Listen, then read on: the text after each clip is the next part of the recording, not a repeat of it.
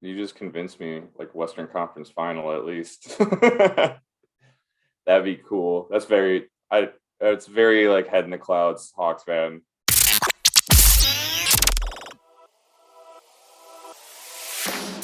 You are now tuned in to the Windy City Benders podcast. This is WCBP. All right, it's a special edition of the WCB podcast, part of the Hockey Podcast Network, presented by DraftKings. It's Jarom, it's Tanner. We are here to preview the Chicago Blackhawks season. As we were recording this on Saturday, we were just hours away from the final preseason game, which means fucking real hockey's on its way, boys. Let's go. Less than a week. It'll be 2 days when this is posted on Monday. Okay. So how are you feeling, Tanner? Just super jazzed up. Yeah. Just feeling real jazzy, man. Real jazzy. So yeah, not only that, we got our fantasy draft after this too. And it's a big hockey weekend. Like, so much. It's best time of year, right? Mm-hmm. Fuck yeah, dude. Contemplating going to the game tonight because tickets are still only $8. And it's essentially the full team, which we will get into right now, I guess. Yeah, fucking go into it, bud. All right. So this time of year, you get to the final preseason games, you kind of start seeing what the real team is going to be looking like. Friend of the show, Scott Powers, is at Hawks practice today, and he tweets out a lineup for tonight's game. And essentially, it looks like it's going to be what the team's going to roll with. There is one or two questions about, who might fit in. And these might be a couple guys on the bubble that are trying to get one last look. There's the big missing piece from this roster that's going tonight is Gaudette, which I will be personally shocked if he's not in the starting lineup on Wednesday. I wouldn't, just because I think like what that's the thing with like Dylan Strome's making $3 million, and I think that somebody's like, you better fucking play him if we're paying him $3 million, at least to start the season. Right. I guess that makes sense. But all right, so let's go through. It's one of those things where it's like, is it the best idea if you want to win? Maybe not, but I think they're like, if anybody's going to deserve the shot to start right away, they're going to go with the guy that they're paying the money for. It's almost like too, they're putting him in the lineup to be like, okay, if you do great, awesome, it works for us, and if you fuck up, then it's like, okay, well, there, boom, we gave you a shot. Now we have a reason to pull you. Yeah, he didn't play too bad. The last preseason game, the first one against Minnesota. No, it was hilarious. But he was a beautiful setup by Kirby, though. It was so funny that we got done recording and then he scores and just Tanner, you text me. Of course, fucking Strome scores. Like, I'm upset because I'm like, yes, prove me wrong. Do it like when we were talking shit when he was in Arizona and then we got him and he put up 53 points. Hey, that's all this is. All we're trying to do is just break you down so you want to prove us wrong. We're negging him. Yeah. So the forwards that is on the roster for tonight, this is including one extra guy. But the forwards, you got Kubalik, DeBrincat, Borgstrom, Kahar, Strome, Toews, Carpenter, Kurashev, Hagel, Entwistle, Doc, Kane, and Johnson. Yeah. That's a solid looking forward unit. I'm gonna say Kahar is gonna be the healthy scratch. I don't think so. You don't think so? No, because Cap Friendly has their depth charts and they have like basically the lineup as of right now. And first line, they got Cat, Johnson, Kane. Second line is actually Entwistle with Toews and Kubalik. Interesting. Third line, Borgstrom, Doc, and Hagel, which I think that line would be pretty goddamn good. Oh, yeah. And then fourth line, Strome, Kyra, and Carpenter. So who? Is that put Kurashev? Kurashev, yeah. That has Kurashev sitting out. Interesting. Yeah. Which, I don't know. That's a little disappointing to see Kurashev on the outside, I but think Kurashev does start. I think this is just to see what Entwistle can do with that Toews and Kubalik line. yeah, Because if he's like we were talking about last episode, where like if you have Kurashev and you have Hagel, and like those are a couple good options. If Entwistle also can fit in, because like I think he's a little bit of a bigger kid. Yeah, he's 6'3", 180. And like I think Kurashev is 6', 190, and Hagel is 6', 175. I didn't know Hagel is the smallest guy because he plays like a fucking big boy. yeah, he doesn't come off like a tiny guy, which No, 6 he foot is plays tiny, big. but Yeah, him and I can't believe Kurashev is actually bigger than Hagel, but Kurashev plays definitely a much more finesse kind of game. The yeah. kid's got fucking hands. I think But yeah, now that I'm thinking about it, I guess it makes sense because I don't feel like Kurashev is a fourth line type of guy. So I don't think that there's a reason, unless he's gonna play like a 1 through 3 line. There's no reason to play him, especially when you have a guy like Carr who is that great fourth line center type of player. he's huge. He's Yeah. 6'4". Dude, I can't believe that. I still can't believe that Kurashev is 190. Like that. Now that I'm looking at that, I'm looking at the team, like the lineup. Like he's one of the heavier guys on the team. Like in the top 6, the only guy that would be heavier than him is Toews. Isn't that fucking weird? Oh, Yeah. he doesn't seem like that big of a guy. No, he doesn't. I mean, he's still less than 200, but being 190 is like not tiny. Like right now, Kirby Doc's listed as 197, and he's 6'4". I don't think Kirby Doc's only 197 though. He's got to be bigger. I can't believe I'm the same size as Hagel. Like literally height and weight. Well, you have a good picture of what Hagel looks like off the ice, then. Yeah. Yeah, not as Jack though. Yeah. Yeah, so it's like you said, probably it's just not liking this too. It's again, I'm having a hard time now seeing Gaudette. Like there's so many players I think should be in the lineup, and now that I'm looking at what they have projected right now, and it's like, okay, well, where would you put him? Who would you take out for that person to go in? Probably Carpenter. That's what I would do. I mean, if Strome performs, I think Carpenter is kind of like the odd one out. I like Carpenter because I like how hard he plays. Especially he's a good PK guy. Yeah, but I mean, Gaudette's got like probably a little bit more skill and speed. Do you think that Bortstrom gets occasionally taken out of the lineup for like one of those guys? I don't know. I think that depends on how he plays. I think he's shown up pretty well in the preseason. It's the thing though. It's good because if somebody's like having a couple down games, like you have them take a seat for a little bit, you get somebody to step right in that's hungry and wants to play, or not. I mean, like everybody wants to play, but like is like really fiending for some ice time. So right, there's a lot of guys that have a lot to prove, so that's just gonna make the on ice product that much better because once they get that shot, they're not gonna want to give it up, and they're gonna have to do whatever they can to make sure they keep it. So great motivation out there for those guys. Yeah, a lot of them are playing for their next contract this year too, which is going to be huge. Yeah, but yeah, and then they got the defense listed as DeHaan and Jones on the top line, which I don't hate because Calvin DeHaan's a great stay-at-home guy kind of guy, blocks a lot of shots. Yeah. And then you got the USA boys, the friends, McCabe and Murphy playing in the second line, and then Stillman and Mitchell. Which is this like the first time we're really seeing Mitchell? I think he played last game. Okay. Let me look it up real quick on the NHL app. But yeah, I'm almost positive he played last game.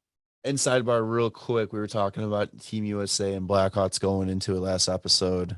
And then next day after we posted the episode, it announced that Austin Matthews, Patrick Kane, and Seth Jones were the first 3 onto the team. So fucking nailed it. But yeah, bud. Ian Mitchell did play last game. Did he? How did he numbers? He just had 1 shot. and he played 15 and a half minutes. Does it even player? So we'll see how that works out Yeah, today. But I like the fact that like the lines defensively, they have a left hand and a right hand. They're not going with like two lefties or two righties at any point. It's good coverage. But yeah, it's good to see what Mitchell can do. That last spot has been really interesting. Like going into training camp, I think it was Wyatt's Kalynuk's spot, and then Caleb Jones just tore it up this training camp.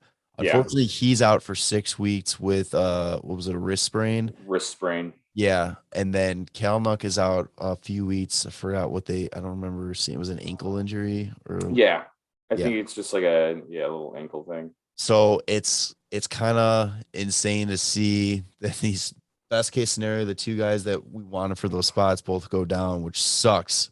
But now it's get to see what Ian Mitchell can do for it. I wonder if Bowden gets a little time there. Possibly. And I think the thing that kind of like hurt Mitchell last year was like they put him on a line to start the season with Duncan Keith. And it was really just like, they really fucking threw him out there. And so I think him playing maybe third line minutes, like third defensive pairing minutes with Riley Stillman, who's been in the league for like a decent amount of time for only being like 23, right? I think, or he still has only a few. Oh, he's only played 56 games. I don't know why I always keep thinking that Riley Stillman has played much more than that, and I don't know why. But I know it's like a guy that the Hawks were really going after. So I think that was my like why I think that. But like I'm excited to see what they can do on that line. But I'm really excited to see what McCabe and Murphy can do too, because like they're kind of very similar players, I'd say. Murphy laid out a guy like, what was it, Marco Rossi in the preseason game, like the first one against Minnesota, and I was just like, oh, please, I want more of that. Yeah. I think that like McCabe and Murphy are going to be a pain in the fucking ass to play against. I keep saying it too, and I stand by this. I think McCabe is going to be one of those signings that people are going to be like, oh shit, that was a really good one. Like I think he is going to be clutch on this decor for us. Yeah. I like the way the lines are looking right now. And I definitely think that as soon as Caleb Jones gets healthy, like throw him in there and I think it's going to be looking real good. Yeah, everybody looks like they're in the right spot. There's nobody that really out of place. You can make sense for everything here. Yeah. It's crazy to look at because it's like for what, 4 years now, our decor has been like the problem. Like we could not get it figured out and just really. Yeah, it was just so much reliance on Duncan Keith, who is no longer a top two defenseman. He like really needed to just play like far less minutes. And they were like, no, you're still Norris Trophy winning Duncan Keith. Like you're going to be out there 22 plus minutes a game.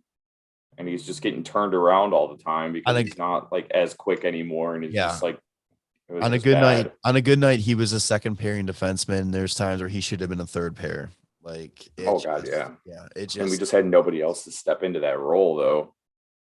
And part of the problem is though too that he handicapped this team a little bit with developing defensemen because of his reputation and all that. They wouldn't put guys in that position to try to take it and just run with it. They would just always be like, nope, Keith. And it's like, okay, well, you're not going to develop your next Duncan Keith if you don't let them be the next Duncan Keith. Right. But yeah. And then goalies, we got a little guy named Marc-Andre Fleury. Did you hear he's in? Yeah. Did you hear he's in for the year? I heard he's playing this year. Yeah. And backing up him is Kevin Lankinen, which probably one of the better tandems in the entire league. And I didn't realize too that they're both 6'2", 185. Well, that's nice. And 10 years apart, same height, same weight. Like, man, Lankinen, if there's anybody to learn from, like you have literally yourself in 10 years, hopefully.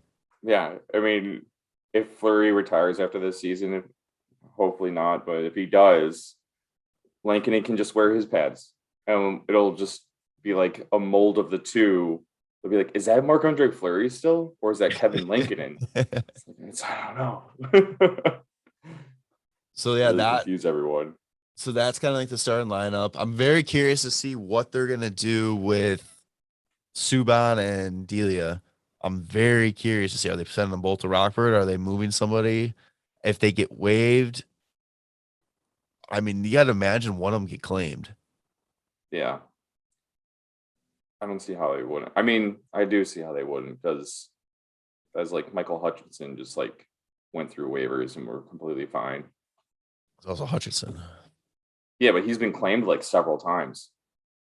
Yeah, I don't know. I think he's somebody that like teams were like, oh, like we can take on a Michael Hutchinson because like he's got enough experience and isn't like terrible. Like I think that's what like people like some teams are just like, yeah, we need a goalie just like that has experience and is not terrible.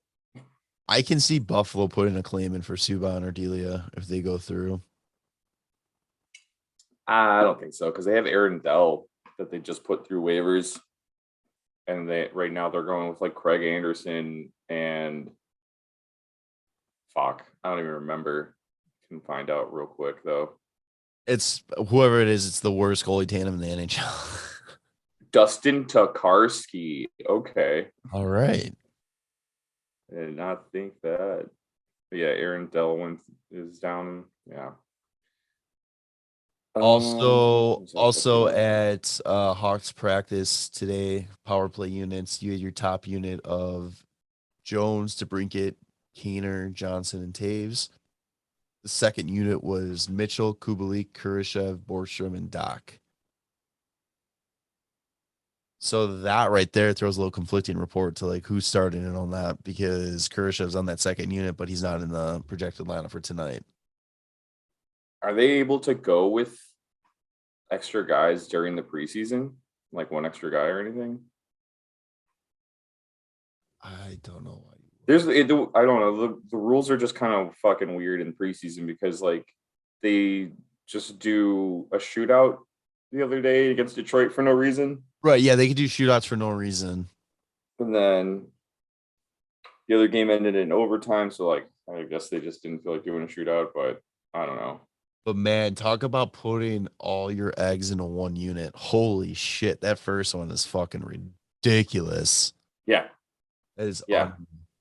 It feels like, I mean, I was going to say it feels good to have a good power play, but it started hot last year and then it kind of cooled off, but feels good after having a few seasons of not having a good power play. Right, you look at the team and go like, how does this not translate into a good fucking power play? Even our cup teams had on paper an amazing power play unit, and they just couldn't get it going. Well, that's because they always had everybody on like not the correct handed side. Like nobody had a fucking one-timer set up for some reason. It was just like the dumbest fucking power play. Yeah, nobody's opened up. It's just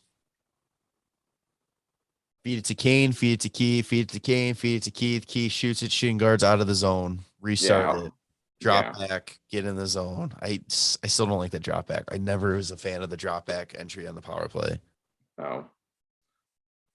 Yeah.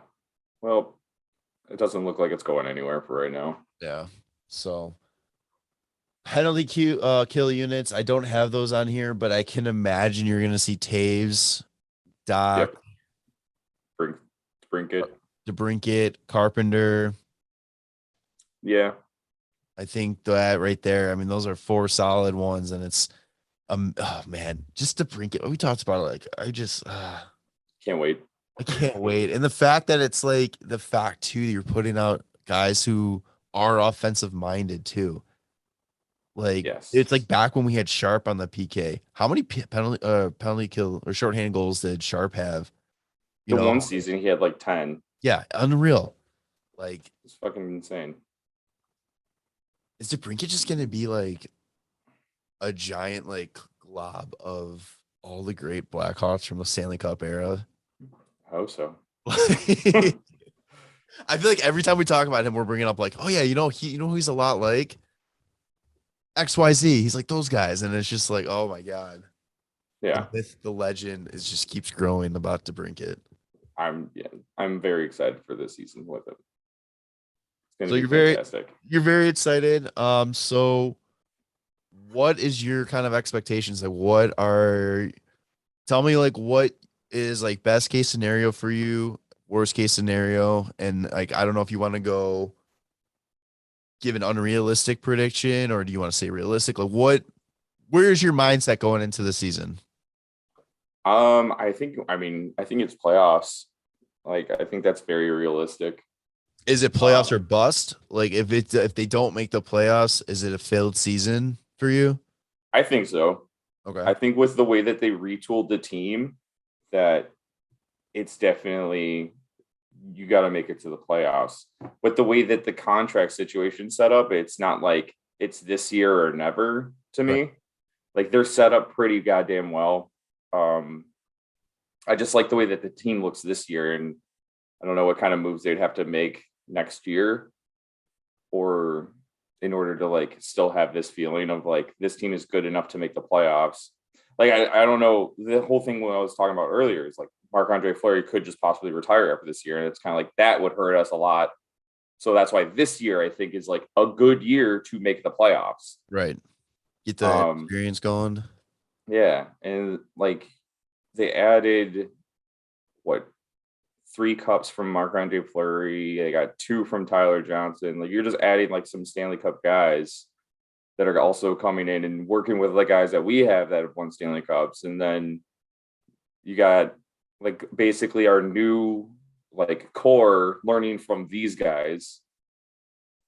And the best thing about having like Tyler Johnson and Marc-Andre Fleury is that they've done it in different situations with like other players. So like they know they have different perspectives on how hard it is, and like with the way that like the coaching works and everything like that. I think the fantastic thing too is like during the preseason game they showed like one of those like Blackhawk TV like golfing moments, and it was just like closest to the pin, and they ended up talking to Marc-Andre Fleury, and the guys he's just like, so you think you have a chance? He goes, absolutely not. And he's just smiling, and then they're talking about how like his presence alone is just like a breath of fresh air to like the locker room, and his positivity is just going to be like immense and like so helpful to like the entire team. And I think like that's another key thing that if we don't have him next year, like that's going to suck. So this year I think is like it's playoffs, and then once you get there anything can fucking happen. You have But Marc-Andre Fleury in that, like yeah, he's in the last few years, he's played unfucking real in the playoffs. not only Marc-Andre Fleury in the playoffs, you also have Patrick Kane, playoff Patrick Kane. Exactly. Can't really bet against that. What now? What if they finish like 1 point out of a playoff spot? I'd be kind of pissed. Yeah, Yeah, because that would mean that they finish in like 6th in the division. that's true. I mean, the 2 wild card spots are definitely coming from the Central. There's no way in hell I don't see unless the something West like taking, unless like disastrous Seattle does happens. like a fucking Vegas. Yeah. But even then, if they do a Vegas, then I still see them. I still don't see. It's just so crazy because I can't see Vancouver, Calgary, Seattle. It's essentially those 3 teams for one spot Yeah. For the for that that third third. spot. Yeah, I think out of that division, you're going to see like Vegas, like super high up in points. Edmonton, which I think could be a surprise. I think Edmonton could actually, just because Connor McDavid and Leon Draisaitl might just will the fuck out of that team to win that division.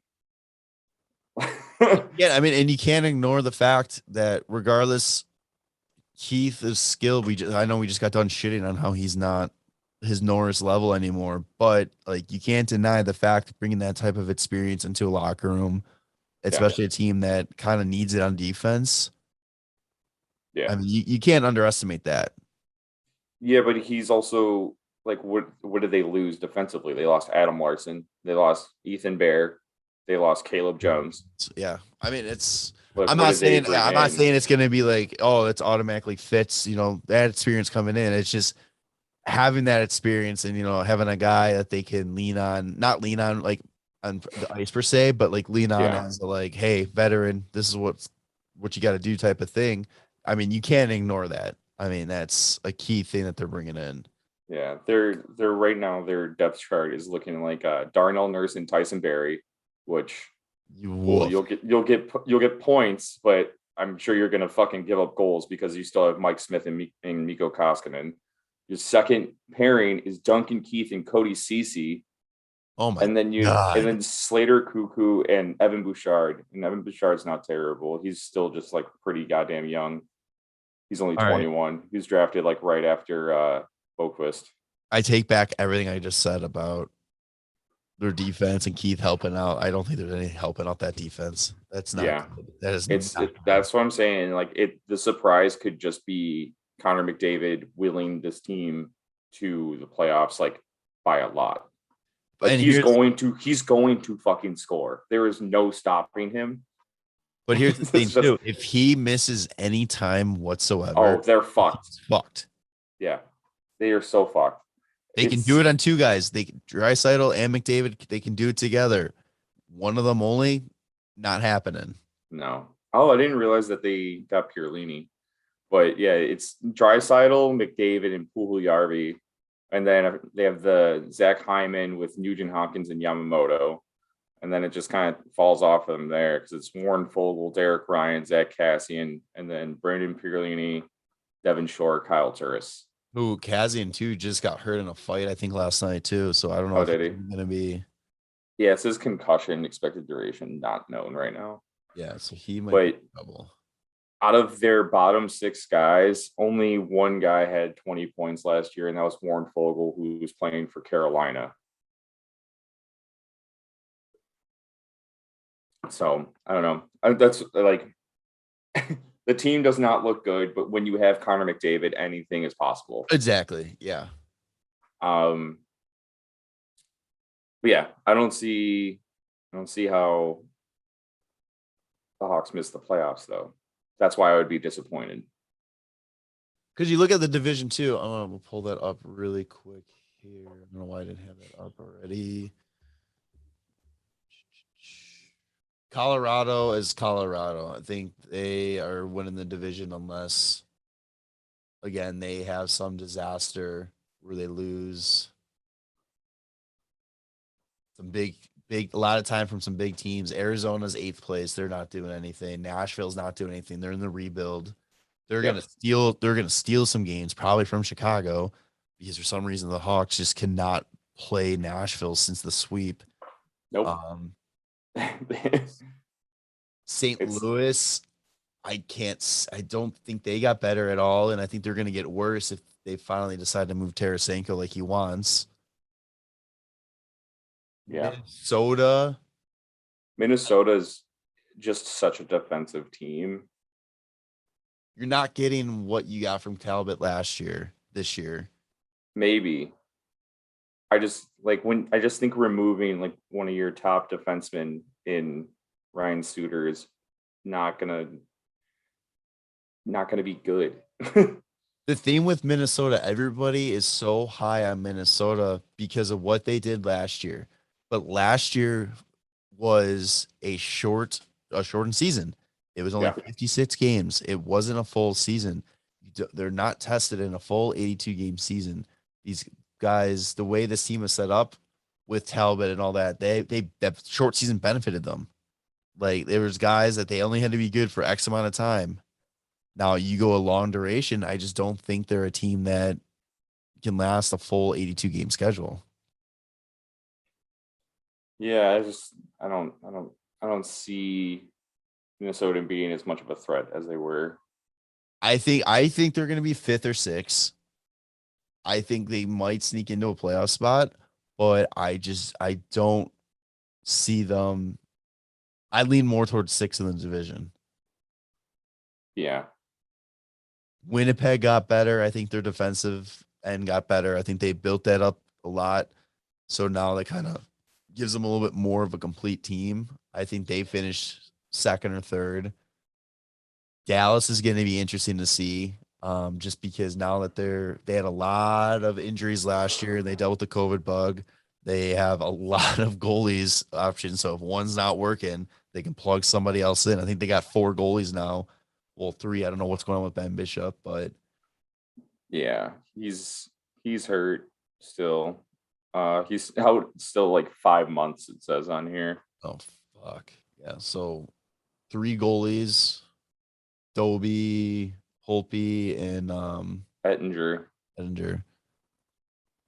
So I mean they can do some damage. And it's like now like going through this division team by team.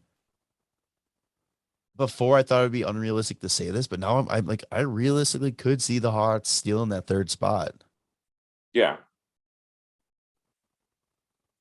It's God, man, Dallas is so hard to read just because of like the injuries they had last year, but also the guys that are coming back are like not the youngest guys.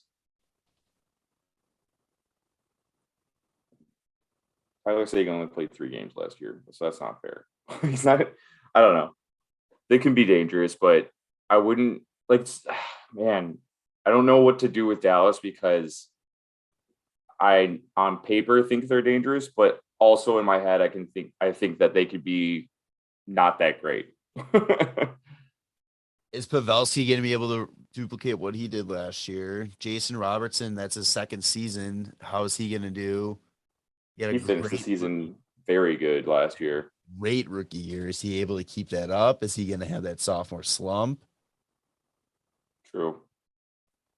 And then another team too, like looking at their top 6, they have their bottom 6 guys are perfect role players for the roles that they're in.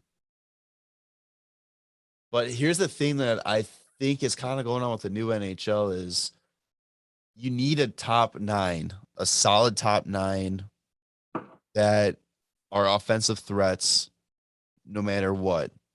Your 3rd line can be a little bit more defensive, but they still need to have that offensive jump and all that. And I don't know if Dallas has that. I don't know. We'll see. Like Dallas to me seems, because of like a lot of the age of the guys, they seem like a slower team. Like Radulov and Jamie Benn, like that's not a quick line. Yeah. Their 4th line's pretty slow. Their 3rd line's kind of a mystery. And yeah, that's what I'm saying. Like 30 points, 14 points, 11 points. Miro Heiskanen though had a fucking off year last year, so I wonder if he bounces back. And he just got paid too, so he's gonna have to kind of prove it. I also love that Ryan Suter gets bought out from one team and immediately gets plugged into the top 2 on another team. Yeah. I don't know what Minnesota was doing on that one. That was so stupid. They're just like, we got to get rid of both of these contracts. They realized that just because they signed identical contracts at the same time didn't mean that they were tied in together, right? Like they could have. Yeah, no, that's what it is. They're linked forever. Oh, so if we trade Kane, we have to trade Toews with him? Yeah. Oh, okay. That's how it works. That makes sense. Oh, yeah. If we're doing like a quick where the Hawks end up, I could see it. I realistically, I say 3 or 4. I would feel comfortable saying 3 or 4. I wouldn't be surprised on 5th. I'd be shocked at 6th or 7th or 8th. Yeah, I think Colorado has a great chance at 1 or 2. Dallas has a chance at 1 through 5. That's the crazy thing to me. Like I don't know. Colorado, Arizona are the only 2 that I think I would write in permanent marker, etch it in stone, 1 and 8. Yeah. Winnipeg, I can see 2. Nashville 7. But I can see Nashville stealing some games and coming in 6. Yeah, that's fine too. And it's like, but I'm saying like Winnipeg, I can see 2 through 4, Dallas 2 through 5, the Hawks. I think Hawks. Honestly, I could see 2 through 5. 2 through 5. Yeah, just because of like the difference in the makeup of the team, I think, is enough to maybe surprise a lot of teams and stay hot. And that's going to be the key thing for the Hawks too this year is can they get out to a good, solid start, and can they be consistently holding it? They don't have to win every single game. They don't have to go on, what was it like in 2013, a 28 game point streak. Yeah. But they need to just stay consistently. They can't go multiple times where they're losing 2 to 4 games in a row.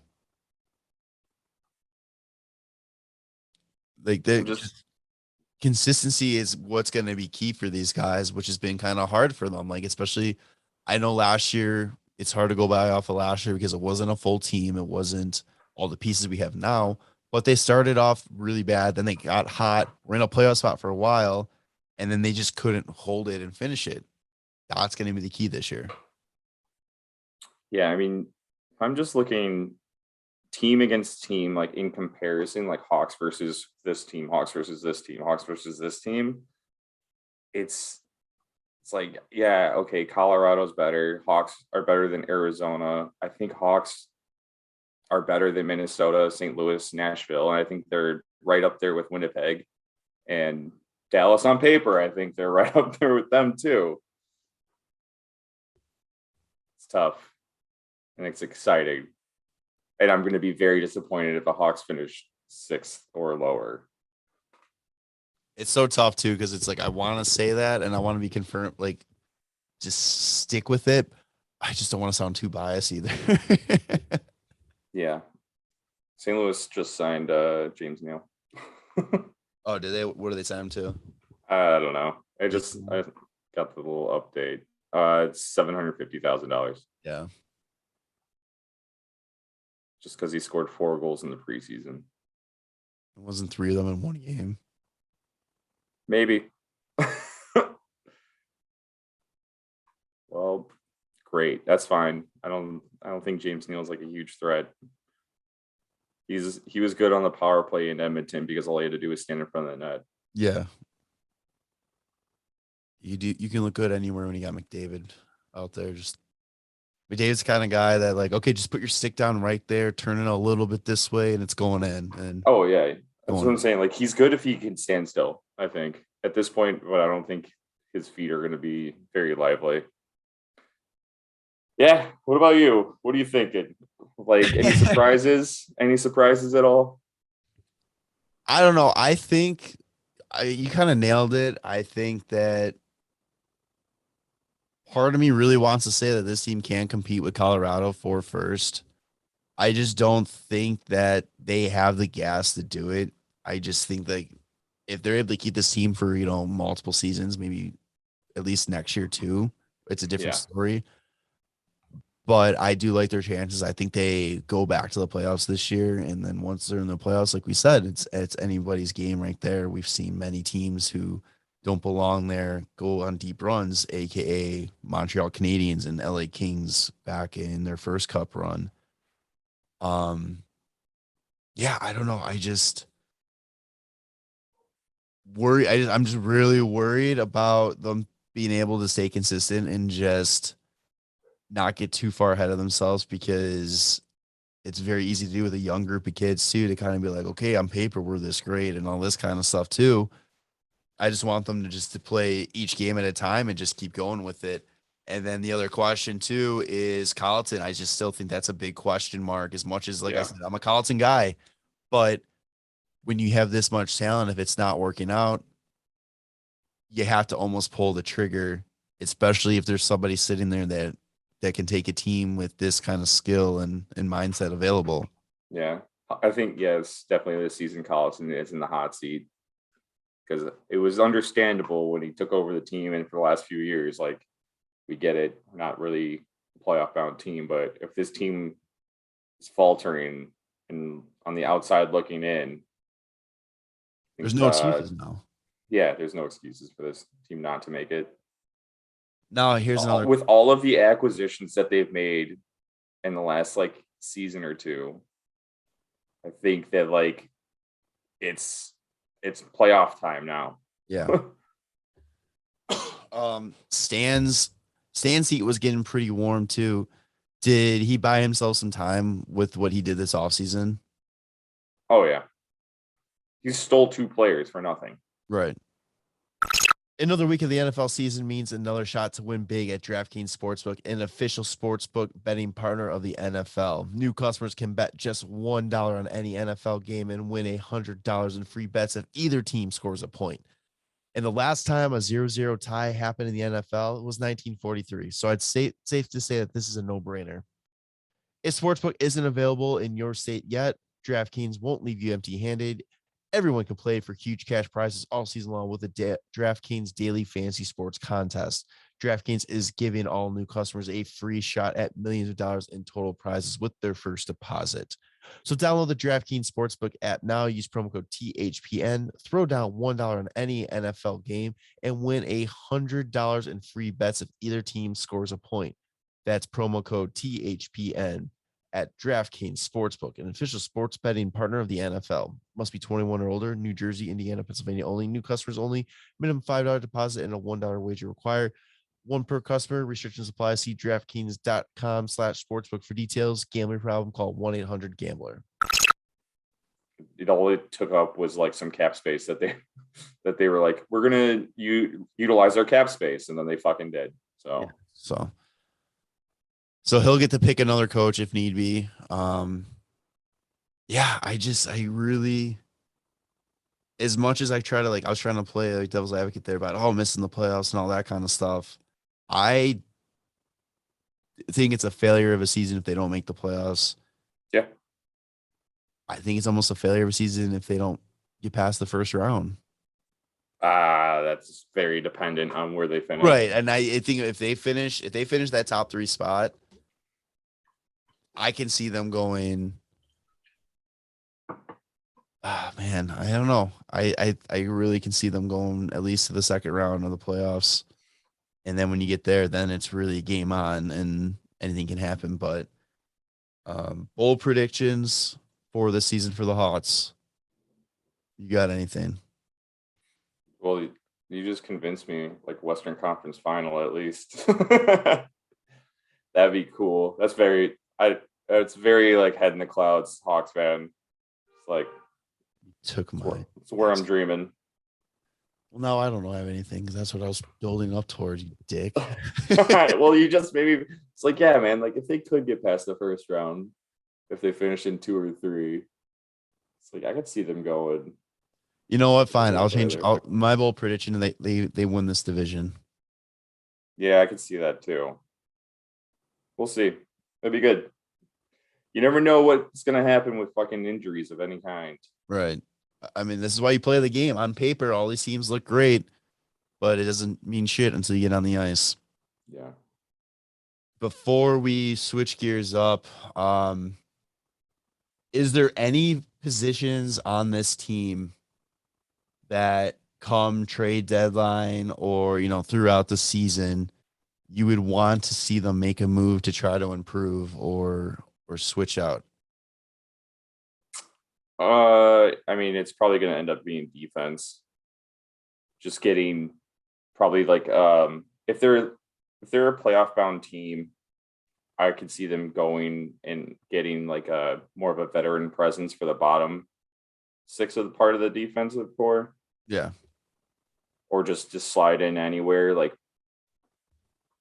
yeah, it just kind of depends on what's available, but I could see that being a thing. What about getting like a Janmark type player again for forward?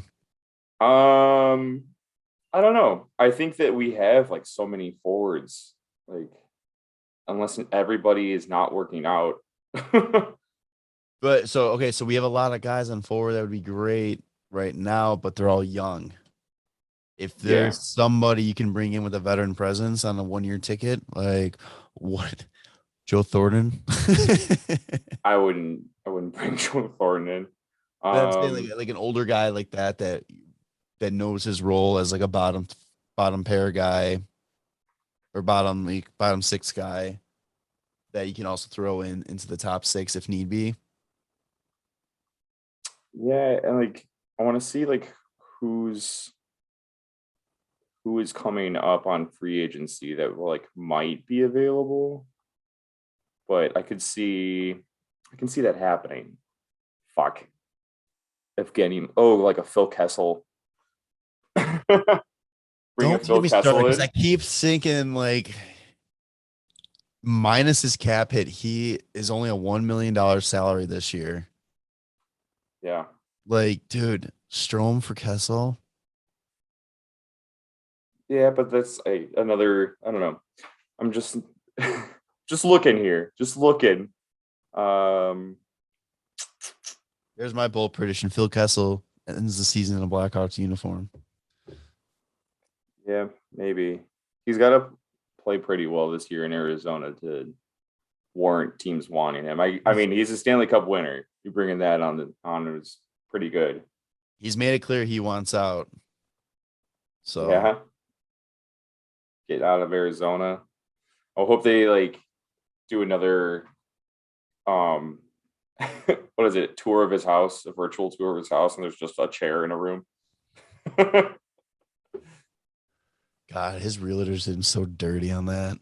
That That's is too funny. so funny.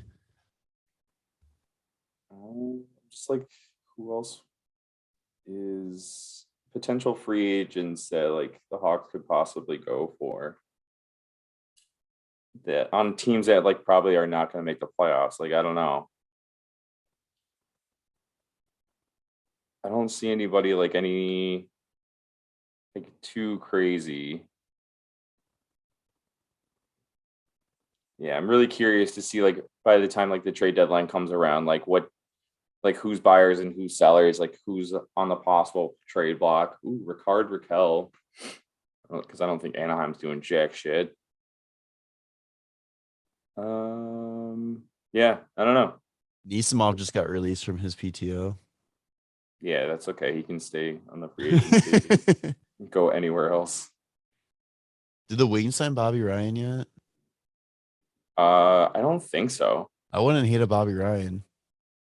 Yeah, I don't see what Bobby Ryan brings to the team over what we have currently. So yeah, that's all I got. Do they still not have Zdeno Chara? They still don't have Zdeno Chara on Islanders on Cap Friendly. Like Yeah, they they have don't him have with him. Parise They haven't either. officially announced him. Yeah, they don't have Parise either. I don't understand that. Whatever. So you Anything want to else? go? Yeah, you got anything else? No, Thoughts? I was gonna say you want to go. You want to do the rest of the league? What do you Yeah. think? Yeah, so let's move over to some NHL talk before we get into the season preview. There's a couple quick things to talk about. Carey Price voluntarily entered the NHL Player Assistance Program. Don't know what he's in for, and it doesn't matter what he's in for. Just good for him for not being afraid to ask for help. He's going to be away from the Montreal Canadiens for a minimum of 30 days, but it sounds like could be much longer than that. But whatever he's dealing with, I hope he gets the help that he needs and he's back on that ice sooner than later. Yeah, I mean, it's nobody ever wants that to like be a real thing, but it is. So I'm glad that he's getting the help that he deserves. Yeah. He's a huge part of that team. So let's see what happens. Does this cap hit come off? I don't know. That'd be crazy if You have to assume all of a sudden just fucking has $10 million to work with. you'd have to assume that it's like LTIR a little bit. Maybe. I don't know. But sticking with Montreal really quick, the greatest rivalry in hockey now is Montreal and the Carolina Hurricanes in the Petty War. We have Petty War 3 with it's just the management rivalry. Yeah. Carolina Hurricanes only played 4 preseason games. NHL rules say that they had to play 6. And it is believed that the only reason the NHL found out about it was because the Montreal Canadiens informed them. Yeah. Apparently New Jersey's only played like 4 as well, but New Jersey had a game. only Carolina was like told on. Well, New Jersey had a game canceled because of power issues at the stadium. Yeah. So there's there. I just Way first to off, go, New Jersey. yeah. How's the NHL not know that a team only has 4 games scheduled? Like, is it the NHL? I don't think that's like the issue. I think it was the NHL probably just didn't remember that the CBA said there is a minimum of 6 games. And they were probably just like, oh, it got canceled. Like, whatever. Who cares? Like, season's starting up soon. Yeah. So that's hilarious. It's just such a weird thing to like tell on them. Yeah. They didn't do their homework. Yeah. Fucking shut up. Stop telling the teacher. Fucking nerd. Yeah, Jesus. But, yeah, so I can't wait to see what round 4 is. I can't wait to see what Carolina calls them out on for next. All right, so let's just do a quick little look at the playoff pictures, or picture for each division and our opinions. Let's start. We've already gone deep with I guess we can say we'll start with the Central. We'll just say who you have. Do you want to do the top 4 or top 5? Because we all both agree that 5 are coming out of the Central. Yeah. Yeah. Like, yeah. All right. I think, top 5 would Colorado, Chicago, Dallas. Are you going in order? No. I started to do order and then I was like, whatever. So I'll do it out of order completely. So Chicago, Colorado, Dallas, Winnipeg, probably fucking St. Louis. I'd rather see Minnesota though. It'd be really funny to me if St. Louis doesn't make the playoffs. All right, and I feel like they've been trending down since they won the Stanley Cup, and it feels good. I'm doing the same as you, except I'm taking Minnesota instead of St. Louis. Yeah, I think Minnesota can sneak in because they're just so good defensively. It's just, are they going to be able to score with still just Kaprizov? All right. Do you want to give your top 3? No, because we talked about that. Like, it's such a fucking shit show after Colorado. Like, Colorado's like a top 3 guarantee. And then it's just like, it could be one of 5 other teams, basically.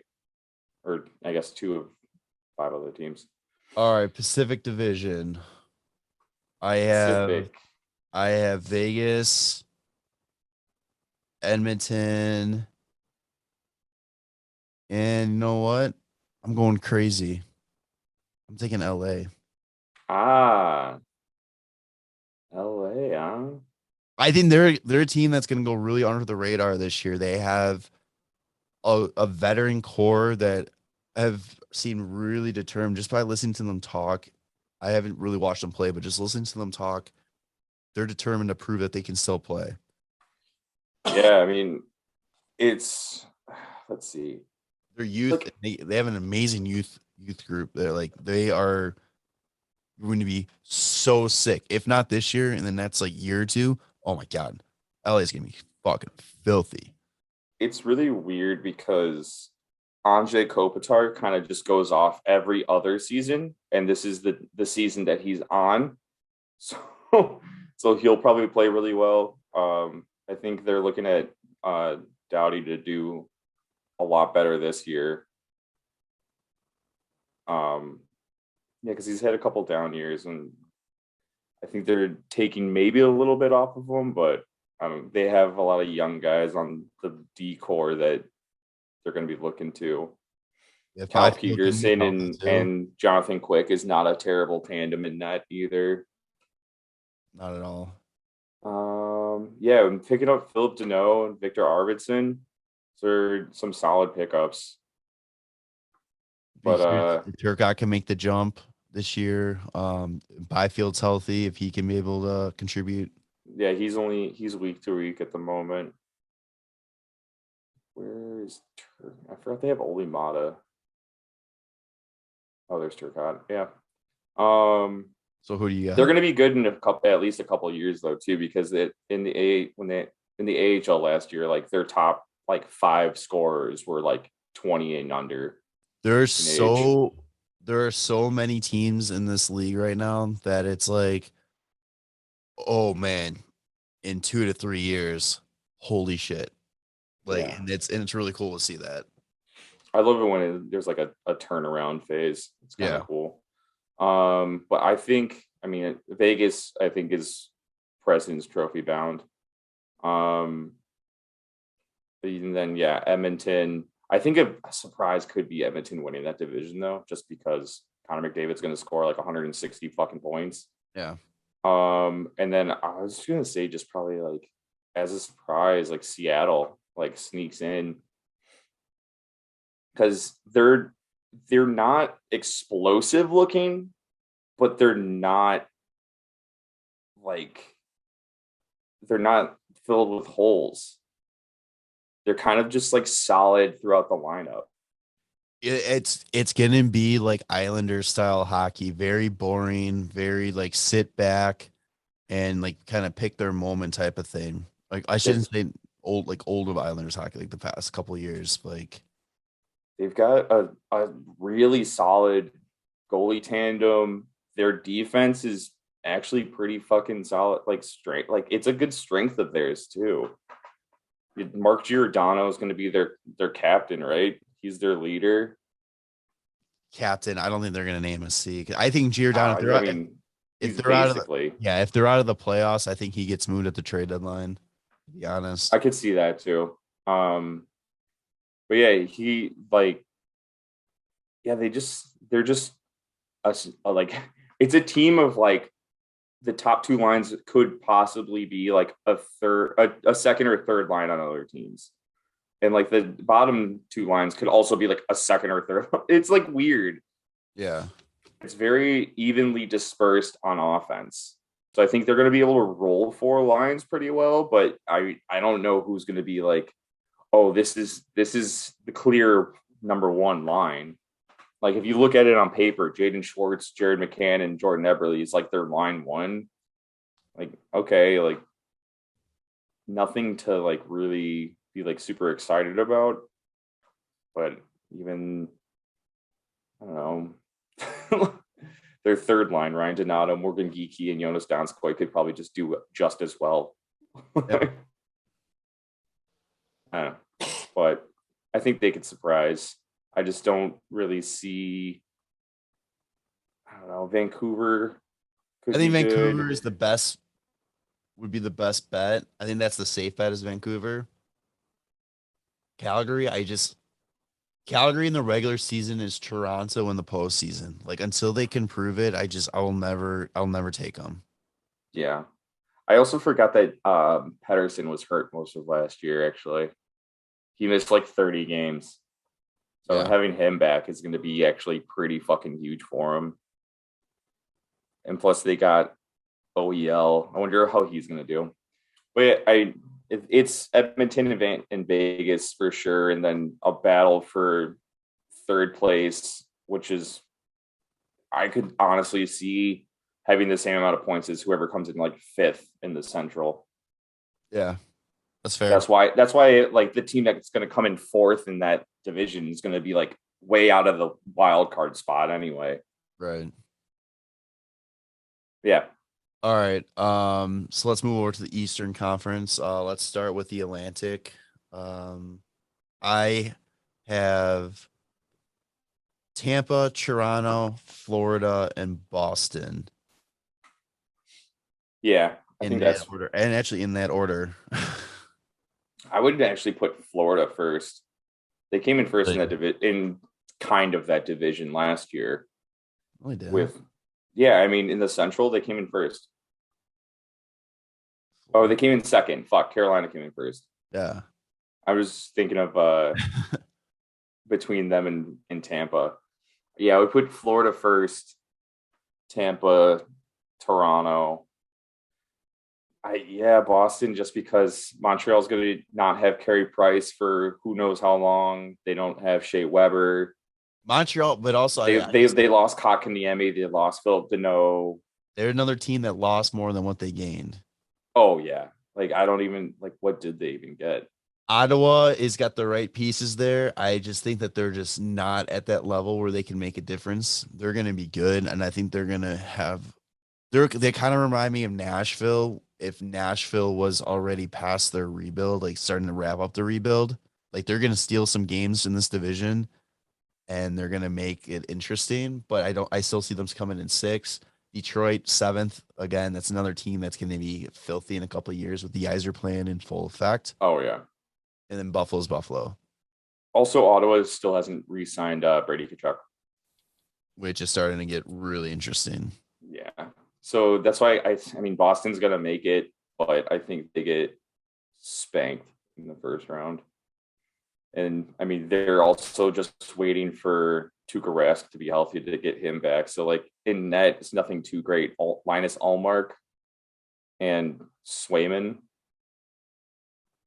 We'll see if like what Ullmark looks like when he's not playing behind Buffalo Sabres though. Yeah. All right. The last division is the Metro. You want to go first? Yeah, why not? I think Metro's so fucking weird. I think Like Carolina completely changed a lot of their team, but I think they're still a top team in that fucking division. Like they switched out their goalies completely. They brought in Kakaniemi as a joke. Like they traded for Ethan Bear. They didn't keep Hamilton. They pulled in Tony DeAngelo, but like when you look at like the leadership of the team, it's still Jakub Slavin on the back end. Sebastian Aho, Svechnikov is just disgusting. Jordan Stahl still there. Teuvo Teravainen, Nino Niederreiter, like they're just still going to be fucking good. And Martin Netchis is fucking disgusting too. That kid is, oh, God. So yeah, they're going to be great. I think they're probably going to be battling for first with the Islanders. And then Philly's making it guaranteed because they make it every other season, which is just the weirdest, most Philly thing, I think. And then it's weird. I think the Caps make it, but having Pittsburgh not in it feels wrong. But you know what? One of those two teams not in it feels wrong. Pittsburgh it's them mortgaging for those Stanley Cups is finally starting to come back and bite them. Yeah. It's insane how long it took for that. But you're also losing Malkin and Crosby for the start of the season. Yes. And they have nobody to step up and carry this team while those two are out. They have Jeff Carter. Yeah, but that's their first line center, and their second line center is Evan Rodriguez. Yeah, they're in trouble. Yeah. And Crosby's out for 6 weeks, it says, and Malkin is just unknown. 2 months, I heard. Is it 2 months? At least the first 2 months of the season. And the crazy thing to me, though, is like Pittsburgh really isn't a good first half of the season team. It's always January is when they fucking turn it on and just make the playoffs somehow. That's why they finished first in that division last year, because because it all started in January. So it's insane. They were good, and so like I don't know, like not having Crosby and Malkin is going to really hurt them for the beginning of the season. They're going to really have to fucking turn it on. I think it is. I think it is though because of how good this other division, the rest of this division is.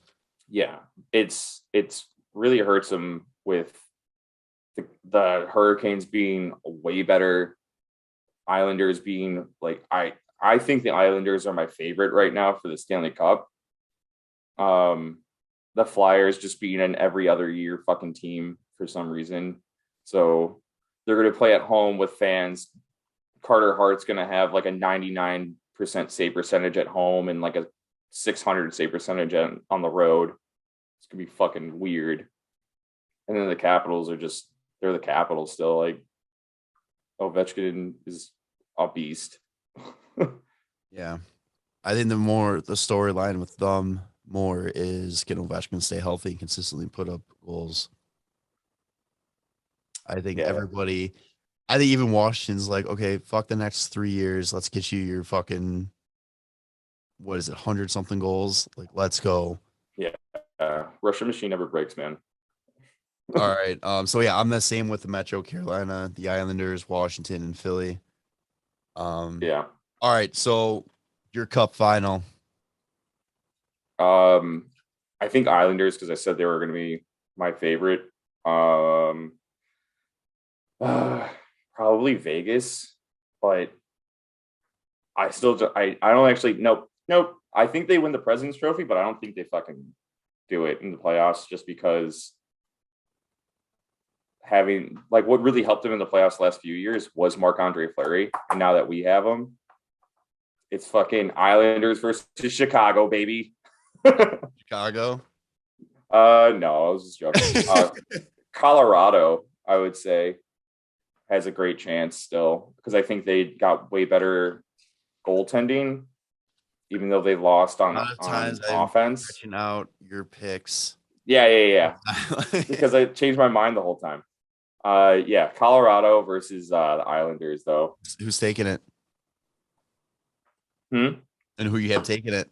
Islanders. I said that. Oh, sorry. They're my Stanley Cup favorites. All right. They made it. They made it to the Eastern Conference Finals the last 2 years. The team Game 7 last year. What's up? Game 7 last year. Yep. Game 6 the year before. Game 7 last year. They have kind of like for this season, they're gaining Anders Lee back. They're keeping Kyle Palmieri. They're keeping basically the entire roster. Yeah, like nothing's really changed. They gained Zdeno Chara as like a bottom pairing defenseman. Another year of their top two of the Pelican Pulak, like those guys are fucking insane to play against. Those are such good picks. Yeah. They're going to be really fucking good. They got Zach Parise now. Like he's not anything that's like too crazy, but having him in a third line role is not bad. Their third line right now, Parise, Pajot, and Wallstrom. He's a sick role depth guy. Yeah. They're gonna be really fucking good. And with Trotz as their coach, they're gonna be so fucking hard to play against. Yeah. Like this team is literally built to fucking win the playoffs and just destroy this season. I'm excited. Yeah, and with that being said, I'm disagreeing you completely on the cup final. That's fine.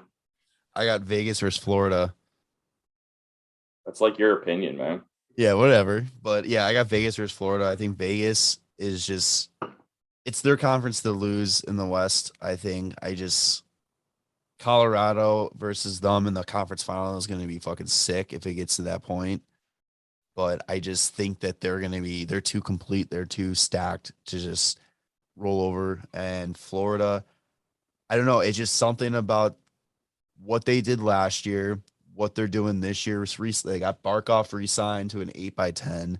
They got the team buying into Quenneville's game plan. I don't know. There's just something about that just feels like they're going to take that stop and just go on a deep run. And for the fun of it, I'm taking Florida over Vegas. Well, the only thing I can say about Florida is I think that what's going to happen is Florida beats whoever, like whatever wild card team, and then Tampa beats Toronto, and then Florida and Tampa beat the shit out of each other and fucking literally murder each other, and then that's how the Islanders just walk away into the fucking Stanley Cup Finals. Like that's what we've already seen it in preseason. Florida and Tampa want to fucking murder each other. And when it comes playoff time after a full season, and like these guys are like hell bent on like fucking winning the cup, I think that those teams are going to beat the shit out of each other so fucking hard that the Islanders are just going to be like, all right, thanks guys. Like we'll go on to the Stanley Cup final. You guys watching this? Look how easy they're making it for us. Yeah. Last question I'm gonna ask before we do our draft. And you kind of answered already. Does Toronto get past the first round? No. Okay. Another game 7 loss. Oh. It's that's just the way it ends. It's the one lead again. It's how it's narrated every year. It's another game 7 loss. Do they blow a 31 lead again? That's the question. No, I think this year it's more devastating because they come back from a 3-1 deficit and then they fucking lose it in game 7. If that happens, like there needs to be like a 24/7 camera on Steve Dangle, just that entire playoff series, and just to Yeah. see him just melting down for 24 hours. Like, oh man. All right, let's move on. So we're gonna do sticking with like our predictions for the year. Our draft theme today is gonna be the awards for the 22 season. So let's start. Do you want to just start down the list, or do you want to just give your player for where? You can just start down the list. All right. So for the Heart, For the Heart, hold on. I'm trying to pull up just a list of like who's going to be good this year, pretty much. Just because I don't want to forget anybody. Motherfuckers. You go first. All right. I'm taking Patrick Kane. Okay. Homer pick. Good job. It's like, do I want to play it safe or do I want to like kind of be weird with it? Like, who could be a surprise Heart? I think it's gonna probably just be McDavid. I think this is like where he runs away with the Heart for like a few seasons in a row, unless the NHL decides like, oh, it's like a Taylor Hall year where you didn't lead the team or the league in points, but you willed this team that was a non-playoff team to a playoff spot, and I don't know who that player would end up being. It would be like Panarin again. Like if the Rangers somehow make the playoffs and Panarin puts up like 100 or a little over 100 points, like he could be like a Hart Trophy winner. Yeah. But yeah, I think it's just gonna end up being McDavid. He put up 105 points last year in 56 games. Like he's gonna end up getting like 140 plus this year. He's insane. I hope he does. I really do hope he does. Like it's so fun to watch that. All right, Vesna.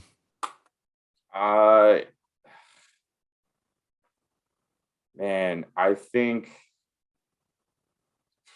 who's gonna be watch like Carter Hart play like insanely well this year. But who's gonna be in the conversation that maybe able to win it if they can stay healthy? Darcy Kemper. Yeah. So I would say Darcy Kemper for sure.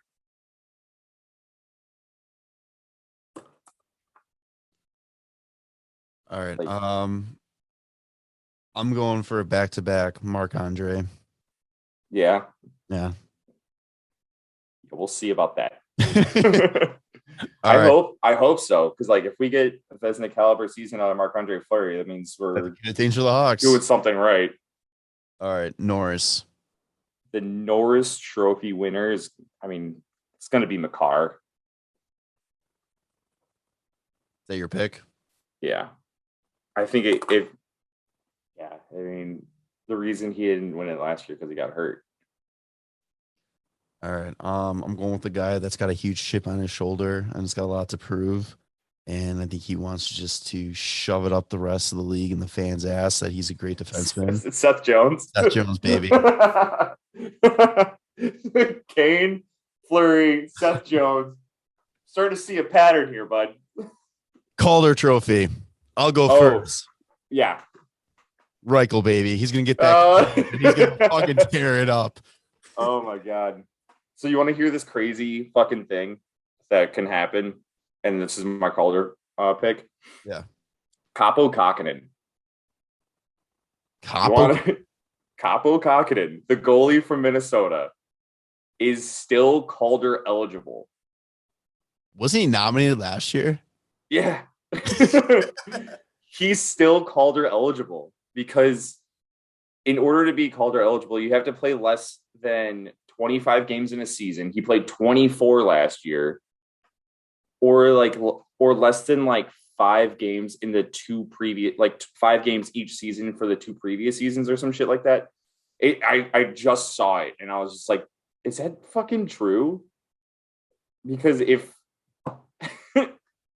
so, man, he last year he was like 16-8. Just I think it would be really fucking funny if he somehow gets nominated for the Calder again. Has that ever happened? Has a guy ever been nominated 2 years in a row? I don't think so, but like Matt Murray had a chance of being like the Calder. Yeah, because Matt winner. Murray was a 2-time Stanley Cup champion before he was done with his rookie year. Yeah, he had the chance of being a Calder winner after he won the Stanley Cup. That's fucking hilarious. But yeah, there's a lot of weird shit like that, like with the qualifications of things. All Yeah, right. it says on here on Reddit right now here. It says Kaapo Kakkonen is technically still Calder eligible despite being year 3 for him. He's 25, so he's under the threshold of the age limit. And then where there was like a comment somewhere that said it's like the actual qualifications for it. Oh my God, where is it? Okay, so to be eligible, a player can't have more than 25 games in one season or more than 5 games in each of any 2 preceding seasons. So that's what he didn't play more than 5 games 2 years ago, I guess. And then he played 24 last year. He played 5 games 2 seasons ago. So not more than 5. And he played 24 last year. He's still Calder eligible. Isn't that fucking wild? That's insane. No, it's the Minnesota Wild. That's right. So Kaapo Kakkonen, I think would be absolutely hilarious. Okay. I mean, now I kind of hope that happens just because I want to see everybody's mind just get blown by that. Yeah. All right, Rocket. Do you want me to steal yours or you want to go first? I'm going first. Green Sea Cat, baby. That's right. And I'm not even trying to be a homer on that one. I legitimately think he has a chance. Yeah, no, absolutely. I think he does. It's a benefit that my entire picks are not Blackhawks, so I fucking love it. But anyway, no, like the strides that he has made last year, and just oh my God, the kid. I'm gonna say Connor McDavid. Dude, I think McDavid scores 50 fucking goals and has like 70 fucking assists. Actually, that only turns out to 120 points. It's going to be like 50 goals and like 80 assists. And it's just going to be insane. He was almost a fucking, what is it? He had 72 assists last year in 56 games. If he had like close to 100 assists and 50 goals, I think that's completely possible. Like it's crazy how fucking good he is. It's scary, actually. I hate how good he is. Like, it's not fair. Yeah, I know. Yeah. The Bring finished third in goals last year. Yeah. 32. McDavid had 33. Austin Matthews, he's probably the favorite. He had 41 last year. But he also only had 25 assists. And, maybe they're going to try and see if he can pass the puck a little bit more. Dish the puck around a little bit. But, I mean, his team's feeding him. You get Mitch Marner feeding him all day. 100%. So, all right. Well, that's our award pick / draft for this episode. Yeah, next time we talk, we will have regular season Blackhawks hockey to talk about and regular season hockey in general to talk about. So, yeah. Fuck yeah, dude. I guess really quick too. Oh no, I closed it out. Never mind. I was gonna say there's some milestones to keep an eye out for. Oh. Here we go. Let's see. Ovechkin is 6th in the NHL with 130 goals and climbed to 3rd before the season end. He's 1 behind for 5th, 11 behind for 4th, 36 for Ty and Yager for 3rd. So he needs 37 goals to be 3rd all-time in NHL scoring. Crosby needs 14 goals, become the 46th player in NHL history to score 500. And there are 7 players who are within striking distance of 400 career goals. Jeff Carter, Joe Pavelski, Parise, Kessel, Corey Perry, John Tavares, and Patrice Bergeron. Crosby needs 75 points for 1,400 in his career. Getzlaf needs 17 points for 1,000. Oof, that's going to take a while. Yeah. Thornton needs 20 games to reach 1,700 games played. And most consecutive games played 964. Keith Yandel has played 922, so he's 42 games away from tying the record. And Marc Andre is 8 wins away from 500 on the career. Ooh, nice. Yeah, and Quinville needs 38 wins to become the second NHL coach with at least 1,000 coaching wins. So just a few milestones out there. It's always kind of cool seeing the individual stuff as well. But yeah, anything else you got for us? I was just curious because I was just thinking when you said the games played kind of things, it's like, where's Patrick Marleau right now? And he's just unsigned. I think he's done. He's got to be done. Or he might be one of those things where he'll sign with the team like right in time for playoffs so he can be because I can't see him not going out trying at least one more time for a cup. Yeah. I mean, and teams already know what he's bringing basically. So it's kind of like, does he have to play a full season? No. All right. Well, I think that does it for episode 155. Tanner, what do you want to call this bad boy? It's just the season preview, man. Season preview. Nice and simple. I like it. All right. So for Jarom and Tanner, this is episode 155, the season preview. Make sure to follow us on social media at WCB Podcast. Subscribe to us on Apple Podcasts, YouTube, follow us on Spotify. 5-star review on Apple Podcasts. Let's go. Buy our merch, shop WCBP.com. Promo code Benders13, 13% off, still available. I extended it till the end of the month, so have at it, guys. There you go. Follow the Hockey Podcast Network at HockeyPodNet. Subscribe to their YouTube channel. Use the promo code for DraftKings THPN. Yeah, other than that, we'll see you on the other side. Playoffs. Love you, boys. Bye.